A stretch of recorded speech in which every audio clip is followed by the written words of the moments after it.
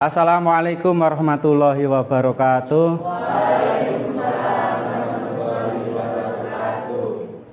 Gimana kabarnya? Sehat?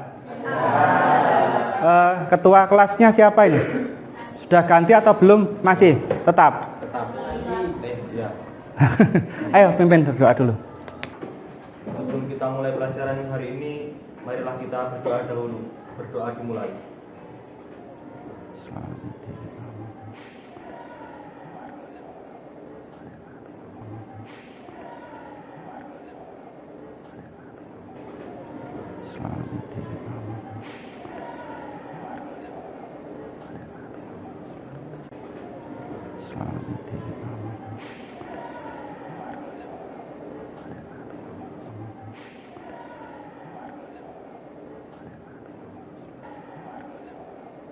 Selesai.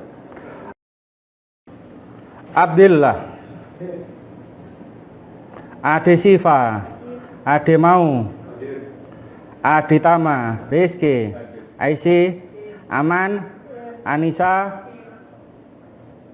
Indah, Jasma, Karel. Ini Karel. Kayak ini nggak masuk Rel. Sakit apa? Panas. Tipes. Oh.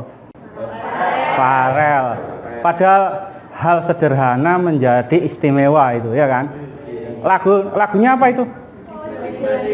Oh, jadi banding-banding. Ini kita bisa ngambil semacam apa ya, pembelajaran bahwa kita semua itu beda, tidak bisa dibandingkan, ya kan? Misalkan ini dengan ini, misalkan oh gandengan kayak, loh kalau ganteng mesti ada kekurangannya. Nggak ada namanya ganteng, pinter, beneh, nggak ada. Di sini di desain multimedia interaktif hari ini kita akan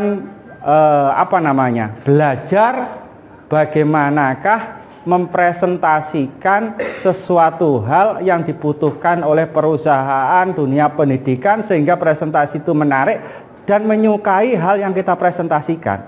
Contoh sederhananya, suatu perusahaan misalkan menawarkan dirinya untuk mengambil proyek pembangunan. Maka kamu kalau disuruh untuk membuat presentasinya, maka itulah yang disebut dengan interaktif. Ya kan? Multimedia itu yang akan kita pelajari. Sehingga orang yang awalnya tidak suka menjadi suka dengan presentasi tersebut. Ini kalau di perusahaan sangat dibutuhkan. Bagaimanakah tips dan triknya? Nah, nanti kita akan mempelajari. Oke. Ini yang sederhana. Sederhana. Ketika saya home, terus klik. Ya, ini sangat mudah sekali ya. Nah, nanti ini gimana caranya bikin dari nol.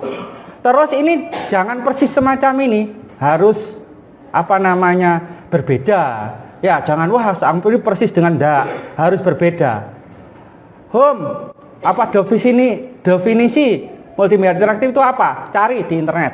Ya, di browsing kata kuncinya desain multimedia interaktif. Terus desain multimedia itu apa? Terus manfaat multimedia jelaskan di sini. Tool dan penggunaannya jelaskan di sini.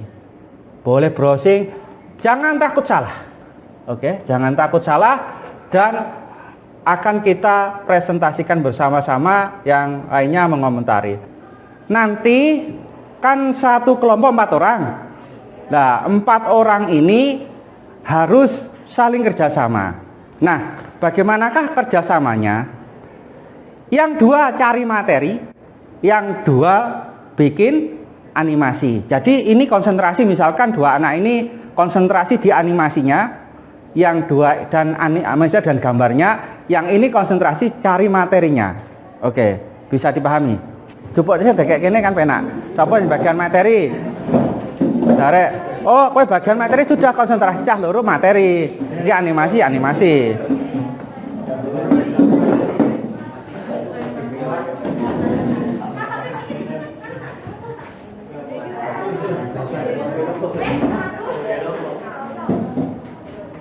Terus setelah itu mengisi LKPD, lembar kerja peserta didik. Nanti di-download di lewat jaringan.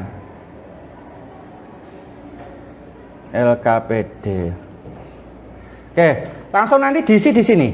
Jawaban juga diisi. Berarti yang satu ngisi di sini. Nah, ini namamu nama kelompok tadi kelompok 1, 2, 3 dan seterusnya. Terus diisi di sini. Ya, ini dijawab alasannya apa. Terus ini juga diisi bagaimana. Terus animasi. Pak, saya animasinya tak tambahi, boleh, silakan ditambahi animasinya. Semakin keren semakin baik. Ya kan? Nah, nanti juga ketika salah satu presentasi, maka jenengan harus menilai. Misalkan kelompok 2 presentasi, kelompok 1 menilai. Oke, nanti ini di copy, dipakai untuk kelompok yang berapa. Di copy paste ke bawahnya ya. Materi cari di internet. Kata kuncinya apa? Nah, ini definisi multimedia interaktif. Itu kata kuncinya. Ya. Terus tool dan penggunaannya gitu. Ada kata kuncinya. Kata kuncinya bisa Anda lihat di atas ini. Ini. Ya. Ini hanya garis besarnya. Nah, definisi, ada klasifikasi. Ada berdasarkan isi dulu, baru ini dikasihkan ke presentasi materinya. Isi materinya dulu itu. Isi materi itu berarti bukan ringkasan, seluruhnya. Iya, ringkasan toh yang digunakan untuk presentasi. Home itu gak ada materinya toh. Apa? Ditulisi apa boleh, ditulisi apa di home itu. Kelompok 1 ngono loh. Ayo kan? Jadi tulisannya di presentasi. Dan kita mesti isi formula, sikap ultrasonic dan bawahnya satu. Lanjut, Mas. Oke, untuk yang pembahasan yang pertama yaitu definisi multimedia. Definisi multimedia itu merupakan pemanfaatan komputer dalam pembuatan penggabungan dari bahan teks, gambar, suara, video, dan animasi yang dibuat menggunakan dapat menggunakan atau menghubungkan baik secara web atau media interaktif. Jadi pemanfaatan multimedia interaktif itu yang pertama digunakan untuk web. Secara web atau media interaktif itu biasanya digunakan untuk media pembelajaran atau mungkin hal-hal lain yang perlu menggunakan media interaktif supaya penyampaiannya lebih sampai di pendengar. Oke, lanjut.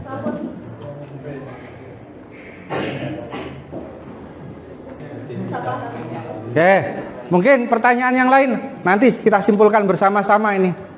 Kayaknya ini belum plong ini ya. Ada yang lain?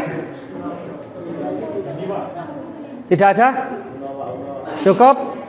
Belum dikasih tepuk tangan ini tadi. Wah.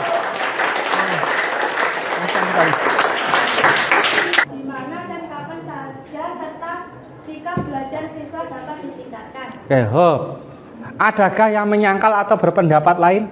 Adakah yang ingin ditanyakan dari penjelasan saya tentang manfaat multimedia interaktif? Kelompok 3. Kelompok 3. Setelah ini kan kelompok 3, silahkan. Apakah ada yang bertanya? Kelompok 3, masalah manfaat multimedia interaktif. Saya kurang setuju, saya setuju dan seterusnya. Silakan berdiri. Kelompok 3, siapa? Itu manfaat multimedia interaktif itu di bidang apa? Pembelajaran. Itu apa pembelajaran kok? Tidak semua mencakup pembelajaran, ada di untuk menambahkan teks, 2 untuk menambahkan gambar, 3 embed untuk menambahkan plugin bias berupa video, audio ataupun widget lainnya. Drive untuk menambahkan file dengan mengambil yang berada pada drive Anda. terus yang penggunaannya itu dari yang saya tahu itu berupa kayak softwarenya yang untuk mengedit dari teks atau image seperti itu. Contohnya? Contohnya kalau untuk image kita bisa menggunakan Photoshop, AI dan juga Corel Draw. Untuk 3D kita bisa menggunakan Blender. Kesimpulannya? Kesimpulannya berarti ini tidak cocok. Iya. Ini tidak cocok. Oke, di kelompok 3. Di kelompok 3. Kelompok 3. Kelompok 3. Menurut pendapatmu interaktif itu apa? Saya. Ya.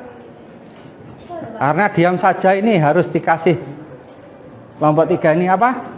Interaktif itu gabungan dari teks, gambar, audio, sama animasi. Itu bisa digunakan untuk mempermudah proses pembelajaran, kayak presentasi gitu. Yang pertama adalah kamu kurang koordinasi antara kelompok. Nanti kamu harus bisa membagi tugas. Ya. Nah, jadi ini manfaat dari pembelajaran yang sekarang. Kamu harus bisa bagi tugas. Tidak ada Superman, yang adalah super team. Ya kan, lek panas kudune menghindar. Terus misalkan rambu-rambu lalu lintas, kalau ada lampu merah harus berhenti dan seterusnya. Itu namanya, kalau terus misalkan tertabrak dan seterusnya, itu namanya simulasi. Terus yang terakhir, user membaca pertanyaan jika benar ke proses berikutnya, jika salah mengulang lagi. Biasanya digini gunakan untuk tutorial. Biasanya akan gabung dengan soalnya pakai drill and practice. Terus setelah ini misalkan ini materi, setelah itu ada pertanyaan. Pertanyaannya itu pakai drill and practice. Kalau sudah di atas 70 lanjut ke materi berikutnya. Kalau tidak sampai berarti balik lagi ke sini. Kalau suruh baca lagi begitu. Nah, nanti kamu kalau dibikin pembelajaran yang semacam itu, sehingga apa? Kamu dikasih materi, langsung baca, jawab soalnya. Setelah itu, waduh nilai 40, moco lagi tekan dhuwur maneh. Oh, wes 80, lanjut ke berikutnya. Begitu. Itu sistemnya. Paham? Oke, terima kasih.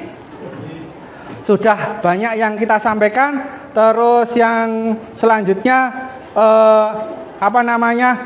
untuk pertemuan lagi kita akan membahas tentang perancangan alur. Jadi dalam bikin ini enggak moro-moro jadi begini, harus dirancang supaya apa? Supaya antara yang meminta dengan kita itu match. Karena yang meminta belum tentu paham program. Pahamnya adalah rancangannya. Ya, alurnya yang dia tahu. Terima kasih pembelajaran hari ini. Mungkin ada yang ditanyakan? Cukup kayaknya, cukup. Pimpin doa, ayo Pak Ketua, pimpin doa, kita selesaikan hari ini. Untuk menutup pelajaran pada kali ini, marilah kita tutup dengan doa. Doa mulai. Selesai. Terima kasih. Assalamualaikum warahmatullahi wabarakatuh.